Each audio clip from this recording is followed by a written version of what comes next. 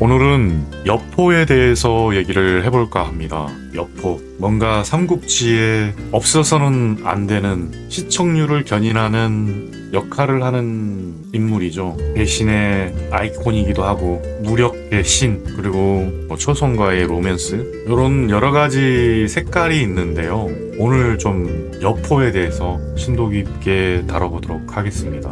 여포는 이 경주 쪽으로 올라가면 내몽골이죠. 이 내몽골 지역의 오원이라는 곳에서 태어났어요. 그러다 보니까 태어나면서부터 말, 활쏘기 이런 거 잘했겠죠. 우리가 그냥 지역에서 태어났다는 것만 딱 보고도 이 초원에서의 생활 이런 거는 내몽골 지역의 어떤 문화로서 습득이 되었을 겁니다. 본격적으로 여포가 이제 역사에 등장하게 된 계기가 십상시엔안인데요. 이 십상시엔안이 뭐예요? 10명의 황간 무리, 장양, 조충을 필두로 한 이 황간의 무리들이 낙양성 안으로 대장군 하진을 유인해서 암살해버리는 사태가 벌어집니다. 이 하진이란 인물이 태후의 오빠이기도 한데 그래도 이제 나름 명망이 있었어요. 엄청난 낙하산은 아니었어요. 능력이 없는데 대장군까지 올라간 것 같진 않고, 그래서 하진이 있었을 때는 어느 정도 이 군대가 통솔이 됐어. 전국에 있는 군대가 하진을 위주로 명령 체계가 일사불란하게 움직였는데, 이 하진을 두려워한 이 십상시들이 유인책으로 낙양성 안으로 혼자 들어오게 해가지고 이 하진을 암살해버립니다. 이 십상시는 하진만 제거해버리면 세상이 우리 세상이다 이렇게 생각했을 건데, 이 십상시들의 생각과는 완전히 틀리게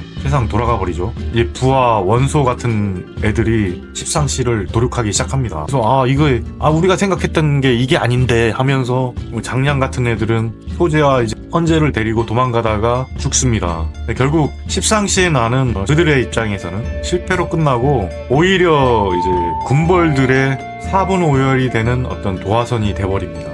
이 병주에 있던 정원, 이 서량에 있던 동탁, 둘 다 이제 이 낙양으로 오게 되는데, 딱 보니 동탁이, 정원 밑에 여포라는 장수가, 이게 무예가 심상치 않은 거야. 그래서 정원하고 다이다이 하면, 정원 대 동탁을 하면, 이게 이기더라도 치명상을 입을 것 같은 느낌?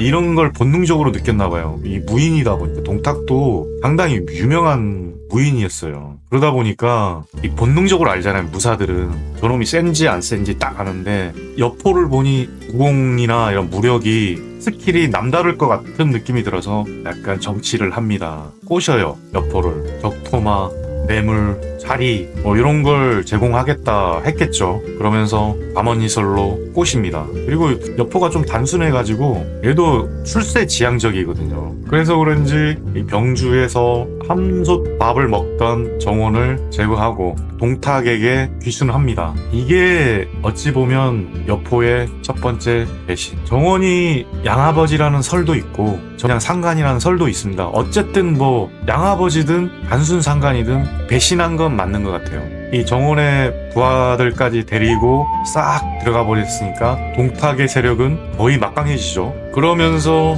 동탁이 낙양성에 들어가서 섭정을 하게 됩니다. 섭보제를 회의하고 헌제를 옹립하고. 근데 동탁은 이 낙양 지역에 세력이 없었잖아요.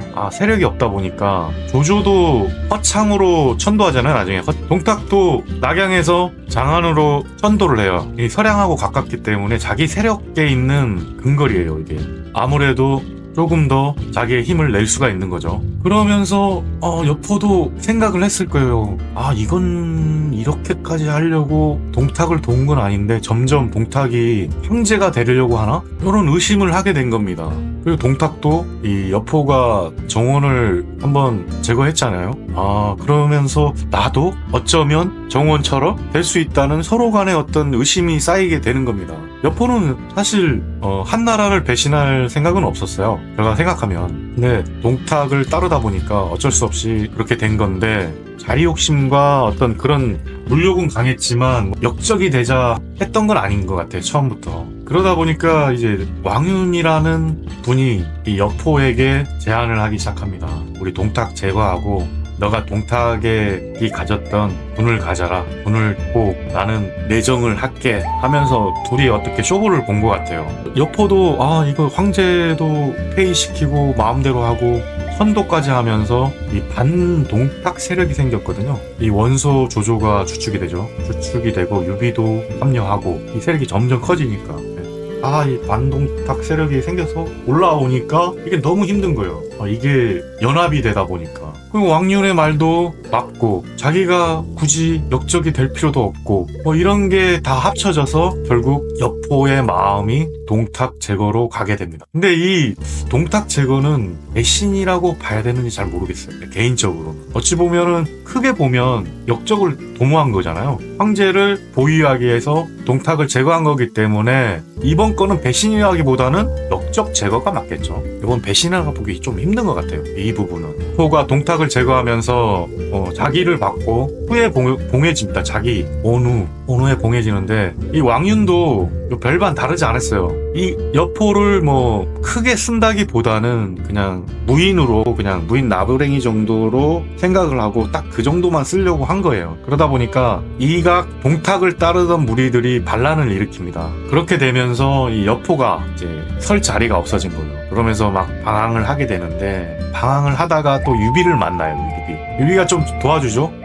이 서주 쪽에서 유비가 좀 도와주는데 유비가 서주를 비운 사이에 유비의 이 본거지를 먹어버려요. 여포가. 참 이게 첫 번째 배신 정원, 애매한 배신 동탁, 세 번째 배신 유비, 서주. 이런 식으로 점점점 배신의 빌드업을 합니다. 배신자 빌드업. 조조도 여포의 어떤 무력에 대해서 참 저걸 써먹을까 말까 이런 생각을 많이 했어요. 근데 유비는 나중에 이 여포가 배신하는 걸 보고 속으로 얘는 품을 수 없는 이리 같은 애다. 이리가 잘 사람한테 길들여지지 않거든. 이리가 뭐냐? 늑대죠. 이 야생 늑대다. 이렇게 판단한 것 같아요. 이제 배신자는 어떻게 돼요? 결국 배신을 당하게 되죠. 여포도 유비와 조조의 어떤 연합군에 의해서 서주에 있는 합의성이 포위가 되고 술을 마셔가지고 얼큰하게 취해 있는데 후성 등 이제 부하들이 포박을 해버려요. 배신을 때린 거죠. 얘네들이 조조에게 투항을 하는데 아마 여포가 배신자에 대한 어떤 이미지만 없었으면 조조는 뛰어난 장수들을 좋아하잖아요. 관우도 품으려고 했었고 방덕 같은 애들, 포항하는 애들 다 써먹잖아요. 근데 한편으로 이제 이 무력만큼은 참 좋아가지고 여포도 한번 품어볼까 했는데 우리의 유비 따거가 조조를 말립니다. 쟤는 안 돼요. 쟤는 품어봐야 나중에 뒤통수 칩니다. 그렇게 해서 결국은 여포는 조조에 의해서 제거가 됩니다. 우리 삼국지의 어떤 초반의 시청률 치트키죠.